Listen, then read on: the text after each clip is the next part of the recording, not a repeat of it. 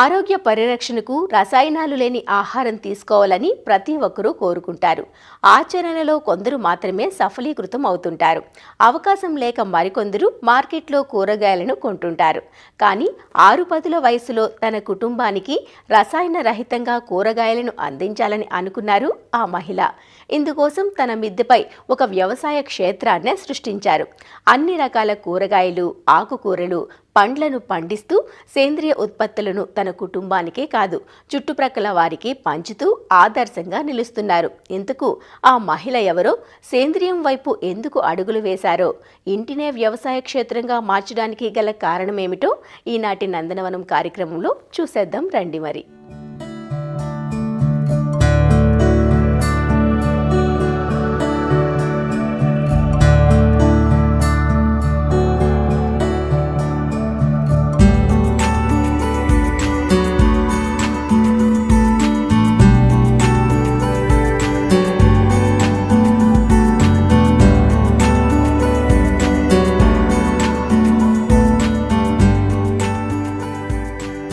ఇప్పుడు మనం చూస్తున్న ఈ 2 అంతస్తుల భవనం ఖమ్మం శివారులోని TNGO కాలనీలో ఉంది.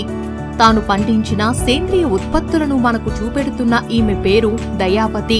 ఆమె భర్త ప్రసాదరావు వృత్తిరీత్యా మనుగూరు బొగ్గు గనుల్లో ఇంజనీరుగా పనిచేసి ఉద్యోగ విరమణ అనంతరం 2 ఏళ్ల క్రితం సొంతంగా ఇల్లు కొనుక్కొని ఇక్కడ నివాసముంటున్నారు.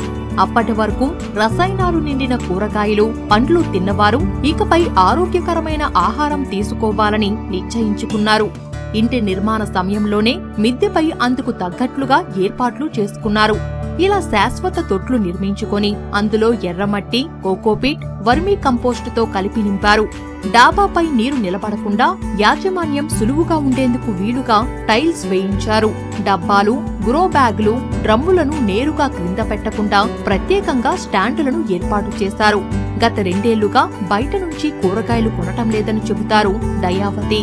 అన్ని రకాల ఆకుకూరలతో పాటు బీర, కాకర, సొర, నేతి బీర, చిక్కుడు, వంగ, టమోటా, మిరప, పండ్ల మొక్కల్లో యాపిల్, అంజీరా, టేబుల్ నిమ్మ, జామ, దానిమ్మ, అరటి, బొప్పాయి వంటి మొక్కలను పెంపకం చేస్తున్నారు.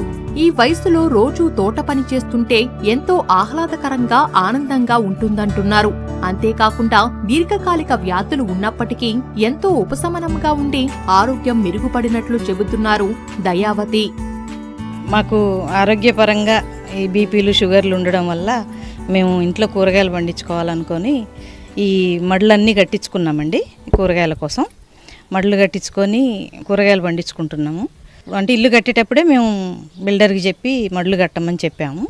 ఈ కింద కూడా ఫ్లోర్ కాకుండా టైల్స్ వేయమని చెప్పాము, ఈజీగా ఊడ్చుకోవడానికి మాకు ఈజీగా ఉంటుందని. ఒక 4 ట్రాక్టర్ల మట్టి తెప్పించామండి.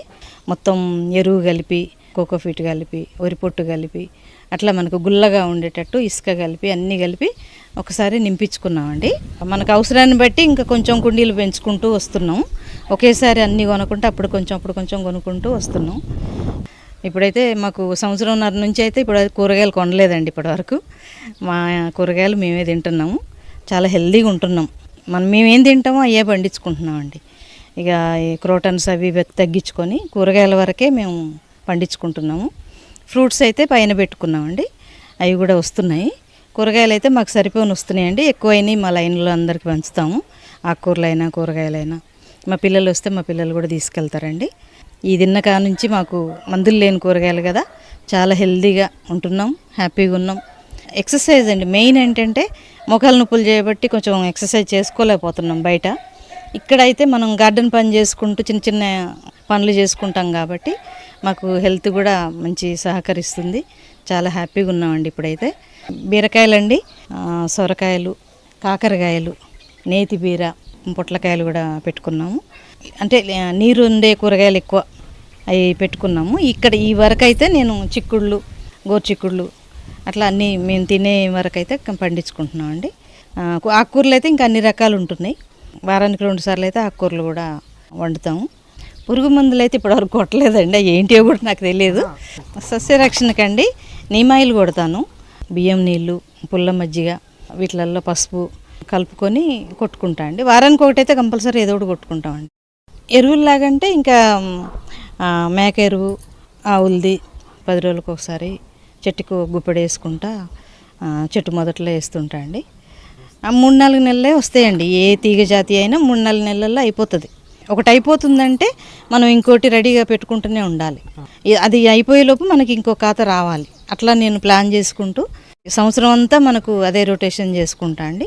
నేనైతే అండి వచ్చేటప్పుడే స్టాండ్లు కూడా చేయించుకొని వచ్చా అండి. కింద పెట్టుకోకుండా మొత్తం స్టాండ్ల మీదనే మనకు ఊడ్చుకోవడానికైనా ఇట్లా నీళ్లు వెళ్ళిపోవడానికైనా ఈజీగా ఉంటుందని కింద ఏం పెట్టకుండా స్టాండ్ల మీదనే పెట్టుకునేటట్టు చేసుకున్నాను. అట్లా అందరు పెట్టుకోగలిగితే చాలా బాగుంటుంది. ఇంకా లేదు అంటే కింద ఇటుక పిల్లలు పెట్టుకొని అట్లా కూడా చేసుకోవచ్చు. ఫస్ట్ స్టార్టింగే ఆకుకూరలు నుంచి స్టార్ట్ చేస్తే మనకు కొంచెం ఉత్సాహం వస్తుంది. మంచిగా వచ్చినాయి కదా, ఇంకా కొంచెం పెంచుకుందామని.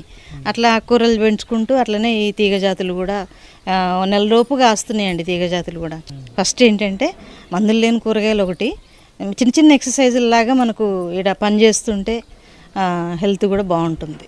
హ్యాపీగా ఉంటున్నామండి.